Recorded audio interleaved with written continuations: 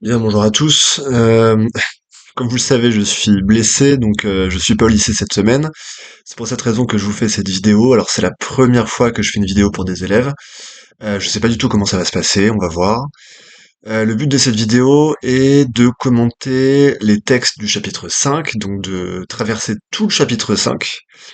Parce que dans mes souvenirs avec les TG1, on a problématisé, mais on n'a pas commencé le cours lui-même. Donc, sachant qu'avec les TG7 et TG8, on a bien commencé le cours, je vais mettre des signets sur la vidéo qui correspondront à chaque section du cours. Donc, je mettrai un signet grand 1 petit a, grand 1 petit b. Normalement, vous pourrez trouver ça sur la vidéo, d'accord? Je vous mettrai ça dans le mail. Donc, on était sur le chapitre 5, le progrès technique nous libère-t-il du travail? Je reviens pas sur l'introduction et la problématisation, d'accord? Ça, on l'a fait ensemble. Je vais repartir du tout début, donc de la première grande thèse, à savoir, grand 1, le progrès technique permet de soulager, voire de remplacer le travailleur. Donc ici, l'idée générale, c'est que tout l'intérêt du progrès technique, ça nous permet de rendre notre travail plus facile, plus rapide, hein, et globalement plus agréable. Bon, avec des machines et des outils plus efficaces, notre travail est facilité. Une question qui se posera est de savoir s'il peut être remplacé. C'est-à-dire, est-ce qu'on peut envisager que des outils techniques, qui normalement constituent le simple prolongement de notre corps, par exemple le marteau ou le stylo, puissent se substituer à nous dans l'opération du travail. C'est-à-dire, est-ce que l'outil peut devenir le travailleur lui-même, hein? Est-ce qu'on peut avoir un schéma qui partirait de travailleur, outil, matériaux, et qui deviendrait directement machine, matériaux? C'est une des questions qu'on se posera dans le grand A. Alors je commence avec le petit a. Donc petit a, l'homme est créateur d'outils qui, en prolongeant son corps, facilitent son travail. Donc là, pour gagner du temps, je vais pas relire les textes, d'accord? Vous avez les textes avec vous, donc je vous laisse les lire avant d'écouter l'explication. Je commence directement avec l'explication, d'accord? Vous voyez que le texte d'Aristote, euh, le premier texte d'Aristote porte sur la main, d'accord? C'est un texte qui porte sur la main de l'homme. Bon. Et la question qu'il pose, c'est de savoir dans quelle mesure la main humaine est un outil. Est-ce qu'on peut considérer la main comme un outil, ou est-ce que c'est quelque chose peut-être de plus, de différent par rapport à un outil? Vous voyez que Aristote commence par opposer deux thèses. Je relis les deux premières lignes, hein. Ce n'est pas parce qu'il a des mains que l'homme est le plus intelligent des êtres, mais parce qu'il est le plus intelligent des êtres qu'il a des mains. Donc, Aristote oppose deux thèses, une thèse qu'il réfute et une thèse qu'il soutient. Je commence par analyser la thèse qu'il réfute. Et il vous dit, ce n'est pas parce que l'homme a des mains qu'il est le plus intelligent des êtres. Donc si j'essaie de reformuler la thèse qu'il réfute, cette thèse, ce serait, l'homme est plus intelligent que les autres animaux, pour une très bonne raison, c'est qu'il a des mains. Alors, il faut expliquer cette thèse pour comprendre pourquoi Aristote la refuse, hein, déjà pour comprendre en quoi elle consiste.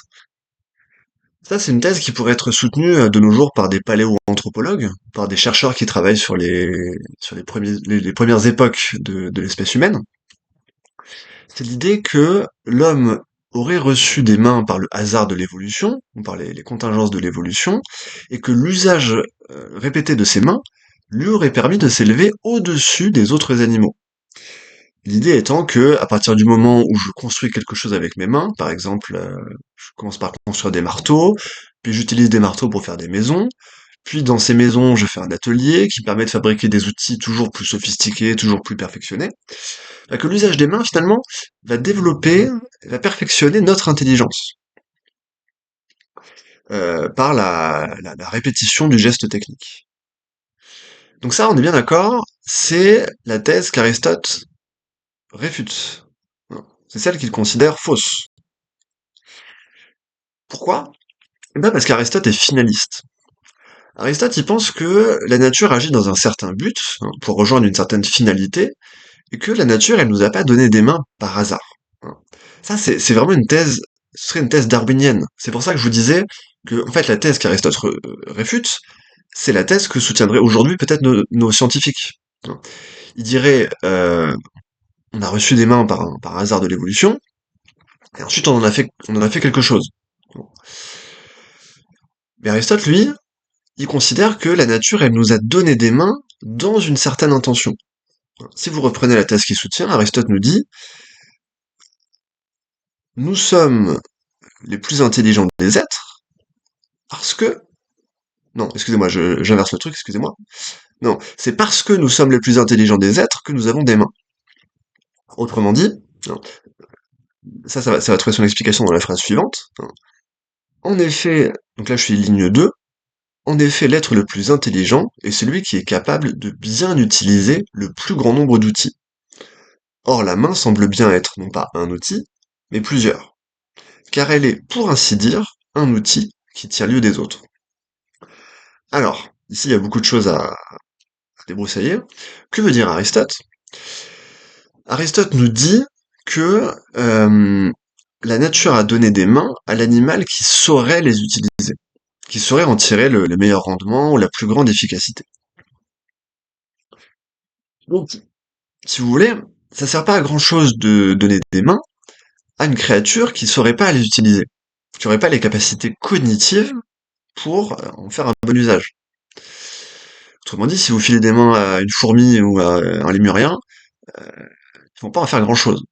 Non, il fallait qu'il y ait un accord entre les capacités cognitives de l'animal et la polyvalence de la main. Parce que ça, c'est le point de départ d'Aristote, c'est l'idée que la main est polyvalente. Regardez la ligne 3, il nous dit « la main semble bien être non pas un outil, mais plusieurs ». Donc ça, c'est la première chose qu'on remarque au niveau de la main, c'est sa polyvalence. La 1, 2, 3, je vais y arriver. La polyvalence de la main, elle est inscrite dans la main à un niveau physiologique. C'est-à-dire que votre main peut réaliser une série impressionnante d'opérations différentes.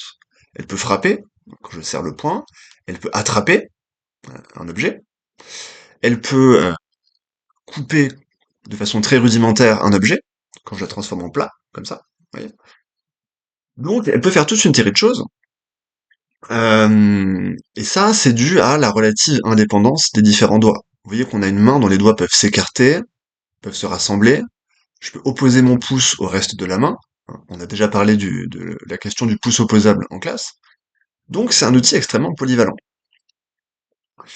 Mais cette polyvalence, deuxièmement, ça c'est le deuxième point que je voulais faire, elle permet de faire plusieurs opérations, bien sûr, mais parce qu'elle permet de faire plusieurs opérations, elle peut remplacer un certain nombre d'outils. Ça, c'est ce que dit Aristote. On est ligne 3-4. Car elle est, pour ainsi dire, un outil qui tient lieu des autres.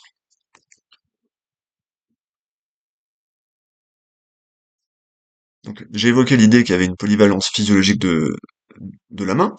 Il se trouve que cette polyvalence, elle permet de remplacer les différents outils.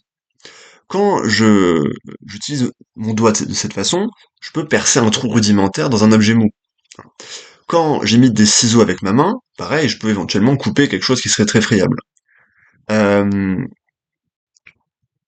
les différentes positions de ma main peuvent imiter et remplacer différents outils. En serrant le poing, je peux frapper un objet de façon à remplacer un marteau. Je peux enfoncer un clou, par exemple. Ça va me faire très mal, je vais mettre beaucoup de temps, mais ça peut remplacer un marteau. Bon. Euh, en mettant ma main sous la forme d'une feuille, comme ça, je peux casser un objet en deux. Donc je peux remplacer éventuellement un outil qui servira à casser.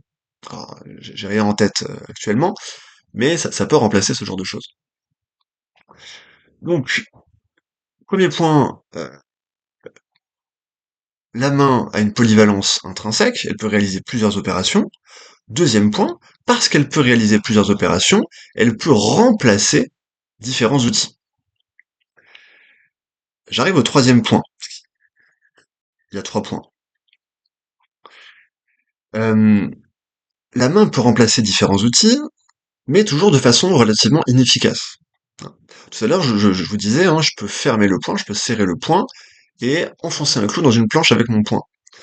Ok, super. Mais je vais douiller, je vais avoir mal, je vais mettre du temps. À la fin, j'aurai un clou mal enfoncé et une main en sang. Donc c'est pas idéal.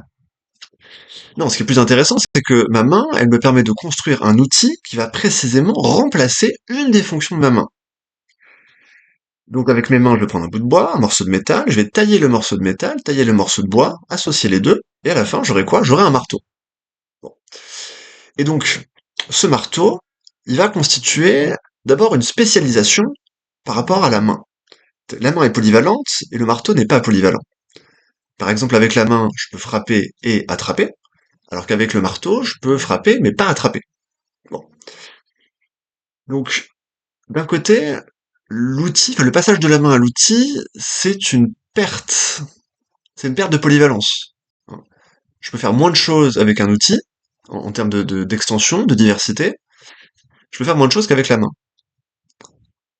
Mais, l'outil, dans la tâche qu'on lui attribue, est beaucoup plus efficace que la main. C'est-à-dire que mon marteau va remplir l'office de clouer beaucoup plus efficacement que ma main. Je vais mettre moins de temps, je vais dépenser moins d'énergie, et je vais avoir beaucoup moins mal que si j'avais dû utiliser ma main. Donc ça veut dire quoi? Ça veut dire que euh, le passage de la main à l'outil, c'est à la fois une perte et un gain. C'est une perte en polyvalence, mais c'est un gain en efficacité. Donc il y a une sorte de double mouvement qui fait que la main humaine constitue le point de départ d'une sorte de d'arbre phylogénétique, hein. La main, ça va être le point de départ, et par la main, on va créer différents outils, d'accord? Imaginez au bout de ce doigt-là, il y a un marteau, ici, il y a une perceuse, ici, il y a une visseuse, ici, j'ai, je sais pas, un marteau-piqueur, par exemple, pour continuer à l'infini. Et plus on progresse dans l'arbre, plus les outils vont se spécialiser. C'est-à-dire que, à partir du marteau, par exemple, je pourrais créer différents types de marteaux spécialisés. Un marteau qui servira par exemple à enfoncer un certain type de clou, un marteau qui servira éventuellement à, je sais pas, à enfoncer des clous dans du métal, ou dans une autre surface que le bois, etc., etc.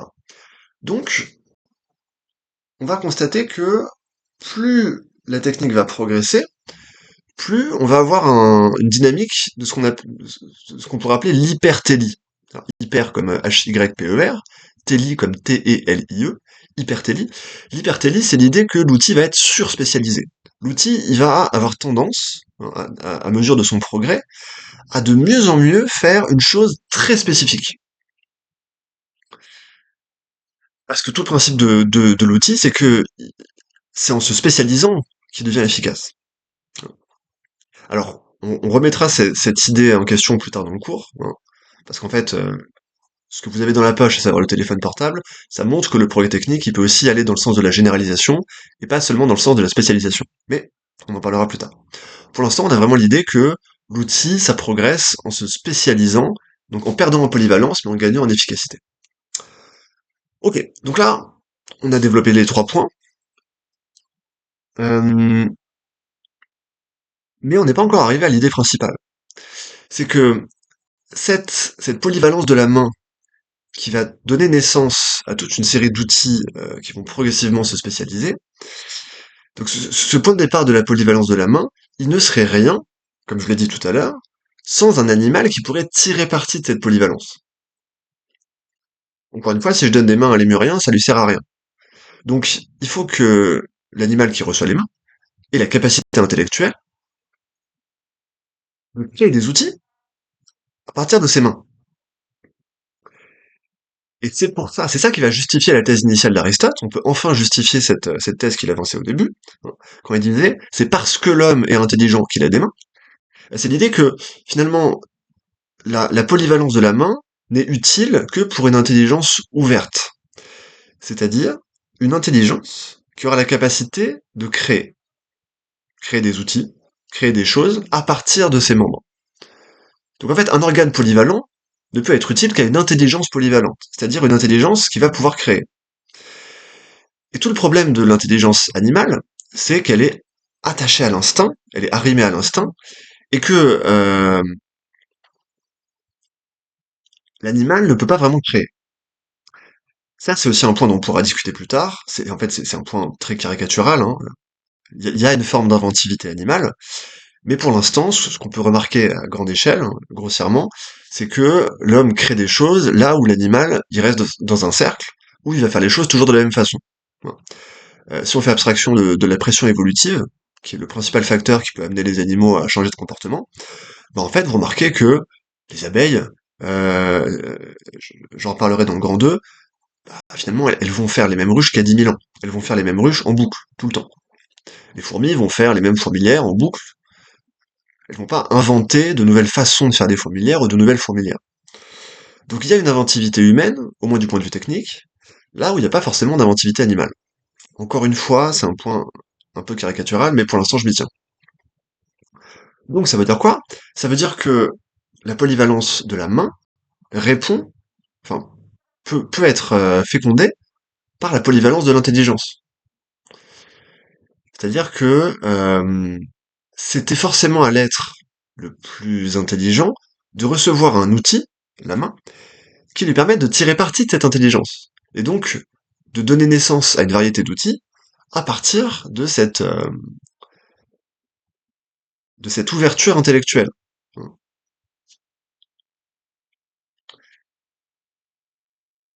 C'est pour ça qu'Aristote nous dit ligne 4, c'est donc à l'être capable d'acquérir le plus grand nombre de techniques que la nature a donné de loin l'outil le plus utile, la main.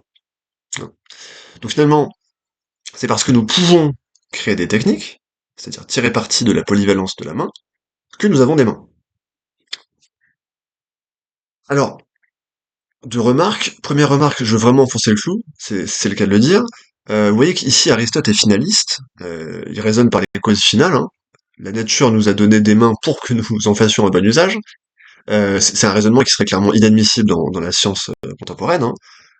Nous, aujourd'hui, dans l'explication de la nature, on se débarrasse des causes finales, et on ne dit pas que la nature fait les choses dans un certain but ou dans une certaine intention. Donc là, il faut bien remarquer ce que le texte d'Aristote a de dépassé, si on veut. Mais en même temps, là où il marque un point, c'est quand il remarque justement cette extraordinaire rencontre entre euh, une intelligence ouverte et un organe ouvert. C'est-à-dire un organe qui aurait vraiment une polyvalence physiologique intrinsèque. Je pense que dans le texte d'Aristote, il y a vraiment cette idée que, même si on fait abstraction de la question d'intelligence, au niveau vraiment de l'organisation physiologique, on fait plus de choses avec une main qu'avec la serre d'un aigle ou la patte d'un ours. Il y a vraiment cette idée-là, hein. Donc finalement, même si, par définition, Aristote n'a pas lu Darwin, et même si on peut reprocher à Aristote son finalisme, on peut quand même garder l'idée que c'est la rencontre entre un organe ouvert et une intelligence ouverte qui donne à l'homme finalement cette capacité de créer des outils, et donc cette domination sur le reste de la nature. Deuxième remarque, qu'est-ce qu'on peut tirer de ce texte pour notre raisonnement? Bah, tout simplement, l'idée que les outils, enfin que nous sommes créateurs d'outils évidemment, mais que les outils nous permettent de faciliter et de soulager notre travail. Avec les outils, on travaille mieux, on travaille plus vite, hein. Et donc là, bah, effectivement, on a une première réponse à la question. Oui, le progrès technique nous libère du travail, dans le sens où il nous libère du temps de travail, on a besoin de travailler moins longtemps, il nous libère de l'énergie pour faire autre chose, donc on n'est plus asservi aussi durement qu'avant à la nécessité du travail. Plus le progrès technique avance, et plus nos outils se perfectionnent, donc plus notre travail est facile et court. Donc effectivement, on a le sentiment que ça nous libère du travail. En tout cas, que ça nous libère du temps passé à travailler, et de l'énergie que nous devions, enfin l'énergie extraordinaire que nous devions, avant l'outil, dépenser pour faire quoi que ce soit. Après, est-ce que ça nous libère du travail au sens où ça nous dispense d'avoir à travailler? Pas encore. Puisque, on le voit, dans le texte d'Aristote, c'est toujours l'homme qui manipule l'outil, hein. Quand j'utilise un marteau, un stylo ou ce genre de choses, c'est toujours mon corps qui se sert de l'outil pour travailler. Donc là, on n'est pas encore arrivé à l'idée que le progrès technique pourrait remplacer le travailleur, pourrait dispenser l'homme de travailler. Alors, on va commencer à envisager ce point dans le petit b. Donc je passe au petit b. L'homme crée non seulement des outils, mais des machines qui ne facilitent pas seulement le travail humain, mais pourraient bien le remplacer. Alors juste petite parenthèse, là vous voyez qu'on a passé 20 minutes sur le premier texte. Je me fixe à peu près cette fenêtre temporelle, hein, ce cadre temporel pour chaque texte. Je pense que 20 minutes par texte c'est bien, donc la vidéo globalement devrait faire à peu près 3 heures dans ces eaux-là. J'espère que vous prendrez le temps de la regarder. Pour l'instant je fais une petite pause, je reviens.